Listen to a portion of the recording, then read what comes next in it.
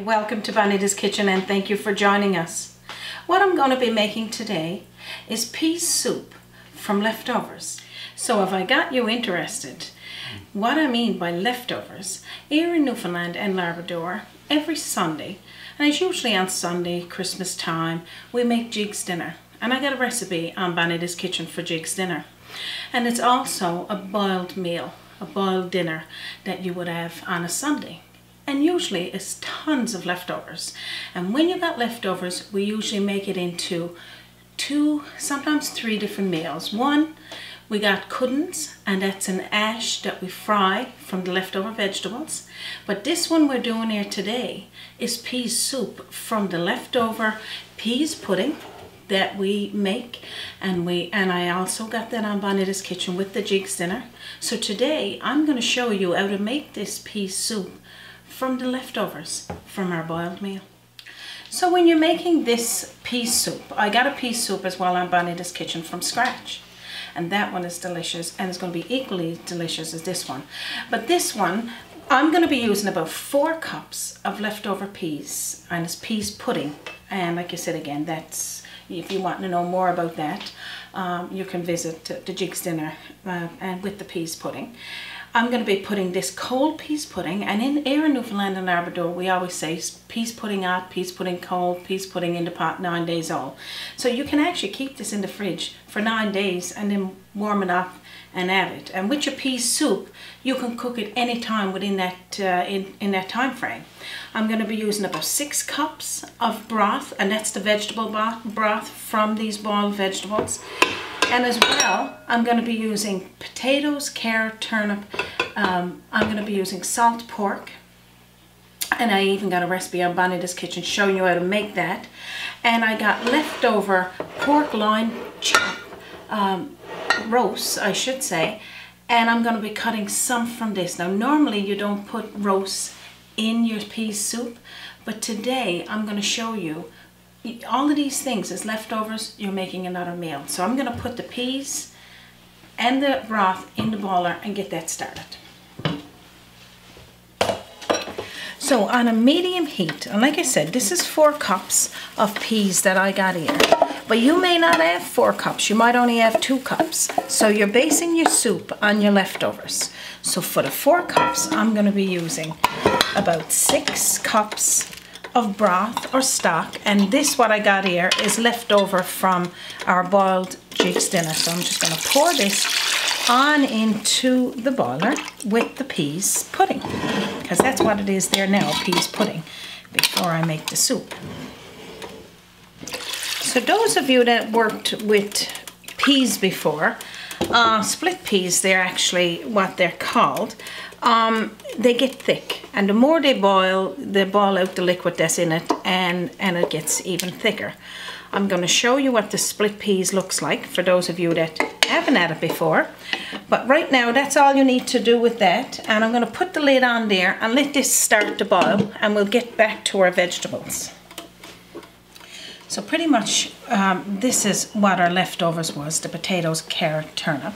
I'm going to show you these split peas. So this is the split peas that I was telling you about. And all they are is peas that's cut in half, and they're hard, and you usually soak them overnight. And for us here in Newfoundland and Labrador, we usually cook our peas either in a bag, a cotton bag, and I'll show you that after what that looks like. And or you can cook it in a boiler. But right now we're not making it from scratch. That's where it would be. We're making it from the leftovers. Quick question. Yep. So is all split peas yellow? Can you get different colors, or?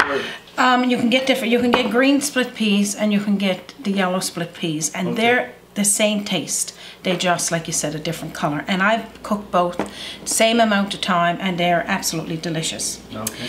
While I'm before I get into the vegetables, I want to put this small onion chopped in little pieces into the boiler, because I want this to start cooking. This is the only thing that's not cooked. Everything else is cooked.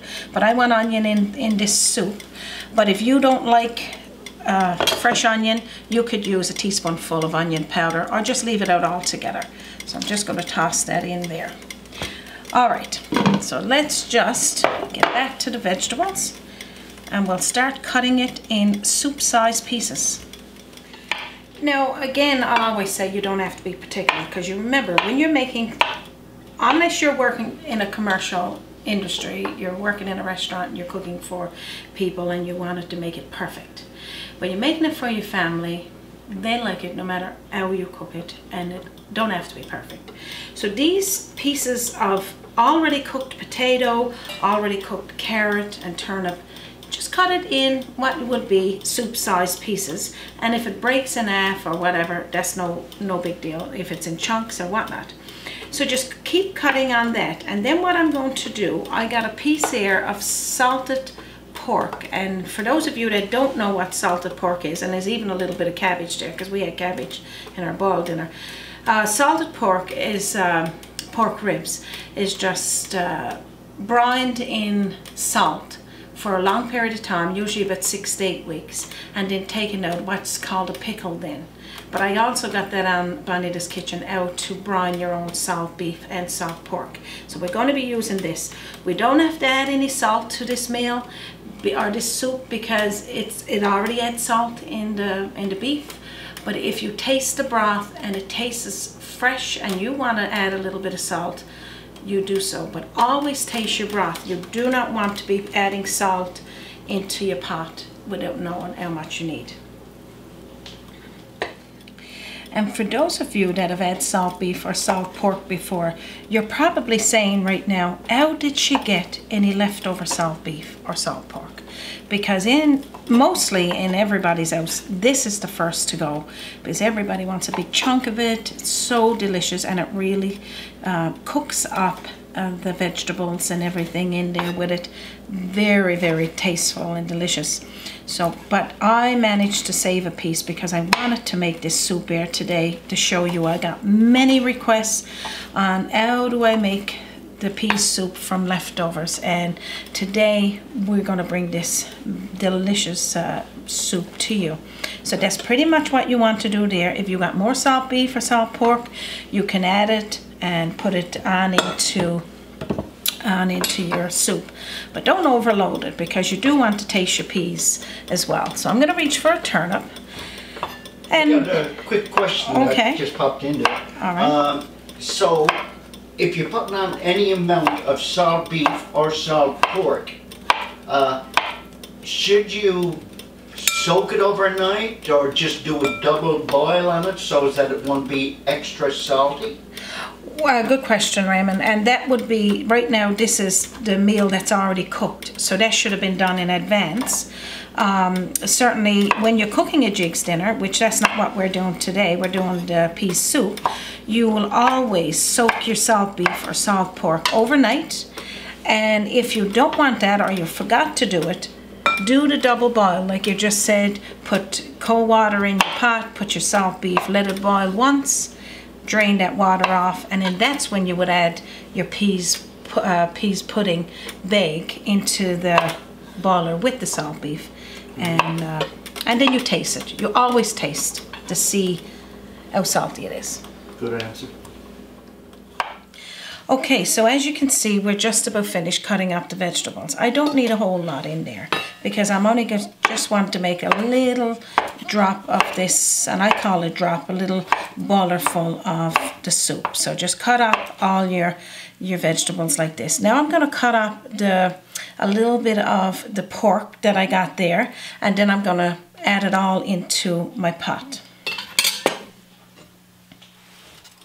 Okay, so I had a nice pork roast, and like you said, usually you'll put or just salt beef into this soup, but because I'm doing a leftover pea soup, you put in what you got. So I'm just going to cut up a few pieces, maybe a cup of this pork, put it in here with the vegetables, and all of it together is going to go into this pot with the broth and the peas pudding, and I'm going to show you what that looks like.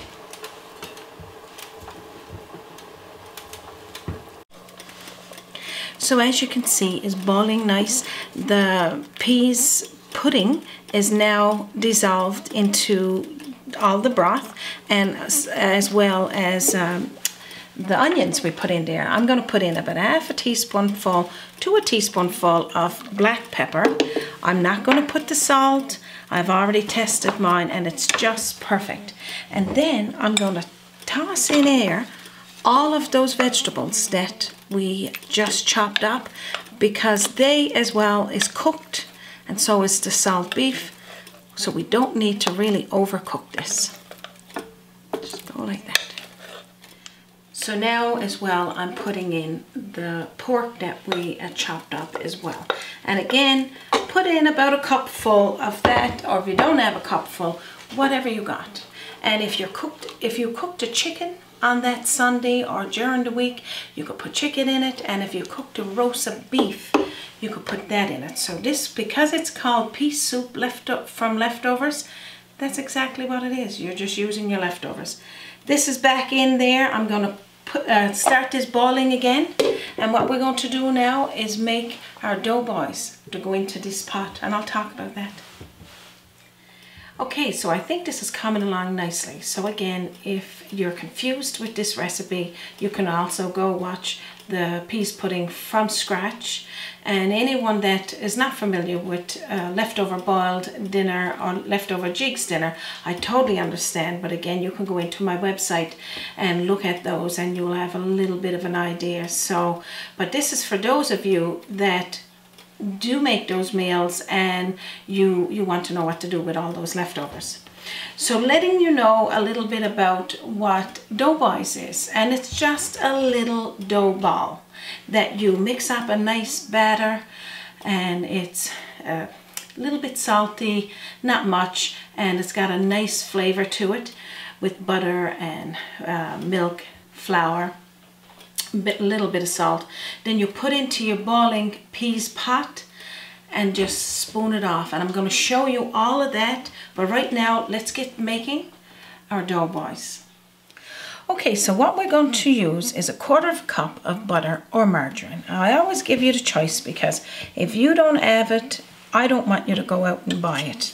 So you just got to use what's in your home, and substituting is all about you know, using your ingredients properly. So we also got 1½ cup of flour. I'm using white flour. I'm just going to pour this on in with the butter, and I'm going to work that around for just a moment. I'm going to be using half a teaspoonful, or a teaspoonful, it's up to you, but half a teaspoonful of sea salt, 3 teaspoonfuls of baking powder. Just toss that on in there. Now usually is a teaspoonful of baking powder to a cup of flour if you're baking. But this is dough boys, and you'll see what I mean by this. You need a nice texture when you're making these, because you don't want a dense boiled ball of dough. You want it a little bit of a flavor and a texture. So I got 1 cup of milk, and it's combined with milk and water, or you can use all water, or you can use all milk. And this is evaporated milk. So you're just going to pour that on into the batter and mix it around. So that's pretty much all you need to do to make the batter for your dough balls. And we call it dough boys, but an S-B-O-Y. So it's just going to look like this. So what I'm going to do now is take them over to the boiler, and I'm going to spoon off a tablespoon each time and let them go in there. They expand, and also when they come out, they got the texture and the flavor of the pea soup plus this delicious batter. So let's do that. So as you can see, our soup is coming along nice. Just look at all of those vegetables in there. You can see the salt beef, you can see the pork. And now what I'm going to do is show you how much dough. So this is pretty much all you're going to do, is that much dough onto your spoon, and you're going to just plop it down into your soup like that. And you're just going to keep doing that, and it'll make little small dough balls, which we call them here in Newfoundland and Labrador, dough boys. Now this measurements that I gave you there for to make the dough boys would make a lot. You don't have to use all of that, but air in, I'm going to say air in Newfoundland and Labrador again, but we love those little pieces of dough in our soup, and sometimes it's almost a meal in itself when it comes out in the flavor. So what I'm going to do now is continue scooping it into my boiler, but I want to show you as well the dough boys. And when you put them down, they fall into the soup and then they pop back up, and I want to show you what that looks like. It smells absolutely amazing in here as well, and like you said, this soup is a delicious soup for any time of the week. Look at those dough boys there. Now that's pretty much what you do with them. When they cook a little bit on one side, you flip them and they'll flip the other side, but they float to the top. They're very nice, and it only takes 5 minutes and you in there for them to cook. You're going to put the lid back on, let that cook, and then after we'll scoop up our soup. Okay, here comes my favorite part. Scooping up the soup, having a little taste. I'm going to show you what those dough boys look like in the pot now that they're cooked. Let's get started.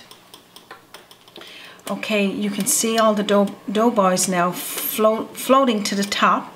And what I'm going to do, I'm just going to have a little sample there myself, just to taste.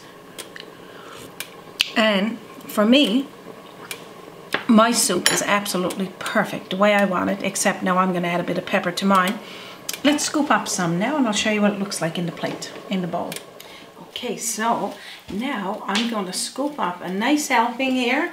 I'm going to take a couple of the dough boys for in mine, and then the vegetables and the soup. I'm going to show you what that looks like. Okay, so I want a little bit of everything actually. The soup, the pork, and the beef. All right, so I'm going to put this to my plate and have a little taste. So now look how quick and easy it is to make some pea soup from leftovers. You know what? This is not a secret. We shouldn't keep these things to ourselves, because for me, if I know something that's going to make your life easier, because it's making my life easier, I'm going to share it. So what I'm going to do now, because we love butter in pea soup, it really enriches the taste of that soup. So I'm going to put in just a small little cube on the top and just push it in and let it melt in through. We usually add butter to our peas pudding anyway, so you got that buttery taste, but just for that little extra, so it'll just melt nice in your mouth. So I'm going to have a little taste here now. So I'm going to have a little taste of the soup and a little bit of the vegetables.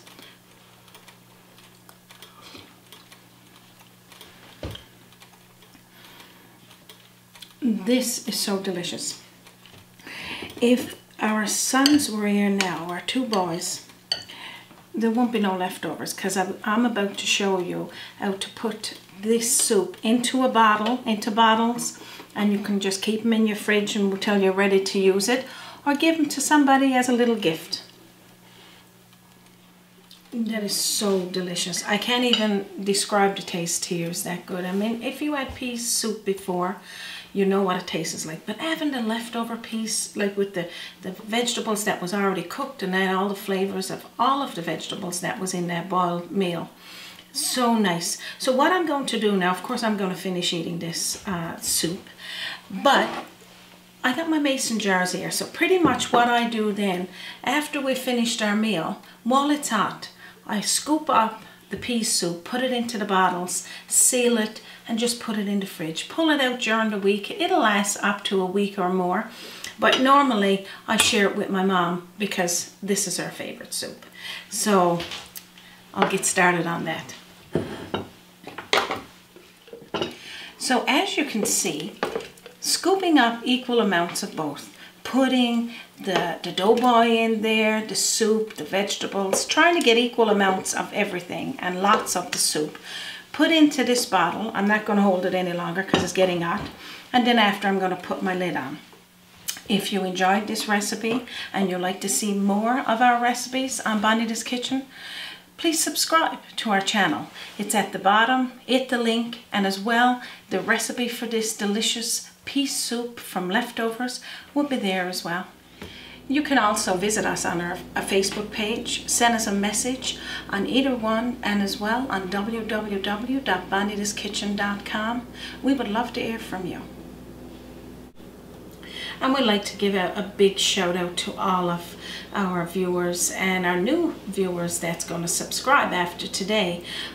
We appreciate each and every one of you, and thank you for sharing, sending us your comments and recipe suggestions. We love every one of them. Plus, we're trying to get to each one of them. They're a lot, but we're enjoying it. So stay tuned and you may see yours on there. So thank you for joining us once again today. From our kitchen to yours, you have a wonderful day.